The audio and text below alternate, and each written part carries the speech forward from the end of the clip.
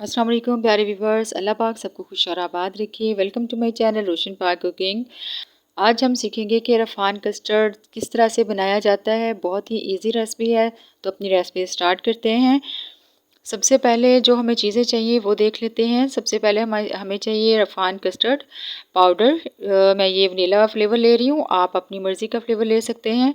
Milk pack लेंगे, आप fresh milk में भी बना सकते हैं। क्रीम ली है मैंने, साथ में क्रीम भी इसमें ऐड करेंगे। ये बहुत ही क्विक रेसिपी है और इसमें खुशबू के लिए हम केवड़ा ऐड करेंगे। उसके बाद हमें चीनी चाहिए। तो चलिए अपनी रेसिपी स्टार्ट करते हैं बनाना। सबसे पहले एक पैन लेंगे, उसके अंदर दूध ऐड कर दिया है मैंने 1 लीटर और फ्लेम ऑन कर देंगे। और इसके अंदर अब जाएगी चीनी, तकरीबन 250 ग्राम है और तकरीबन 1 कप है चीनी का। और उसके बाद हम इसमें क्रीम ऐड कर देंगे।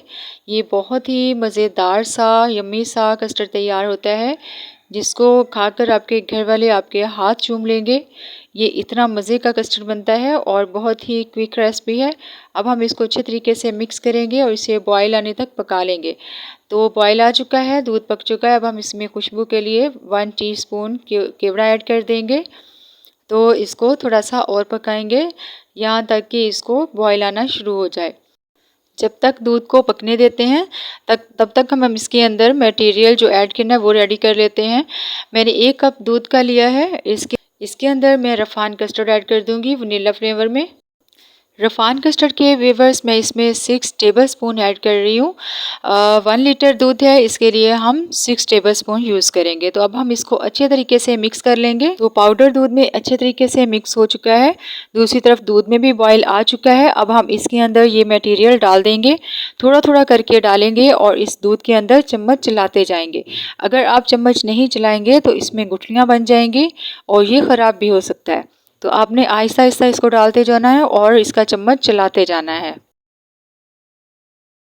आपने इसको कोई घंटों नहीं पकाना है, सिर्फ ये 10 मिनट के अंदर अंदर व्यूअर्स ये इस तरह से थिक हो गया है।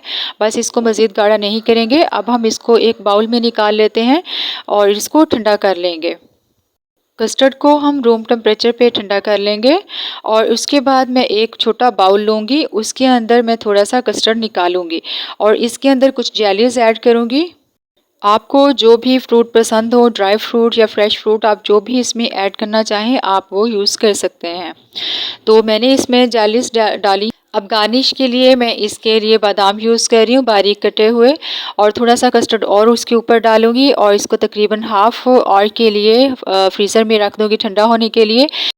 तो व्यूअर्स देखा आपने, चंद मिनटों के अंदर ये कस्टर्ड तैयार हो जाता है। बहुत ही यम्मी सी रेसिपी है और गर्मियों में ये बहुत अच्छा लगता है, हल्का फुल्का सा ठंडा ठंडा सा। खीर भारी होती है तो गर्मियों में आप ये हल्का फुल्का सा बनाकर खाएं। गेस्ट आ जाएं अचानक से तब भी आप बना सकते हैं। फटाफट इसको बना के फ्रीज़ कर दें। वीडियो अच्छी लगी हो तो लाइक और शेयर लाजमी कीजिएगा। जो चैनल पर न्यू है वो सब्सक्राइब कर दें। आप सबका बेहद शुक्रिया। अल्लाह हाफिज़।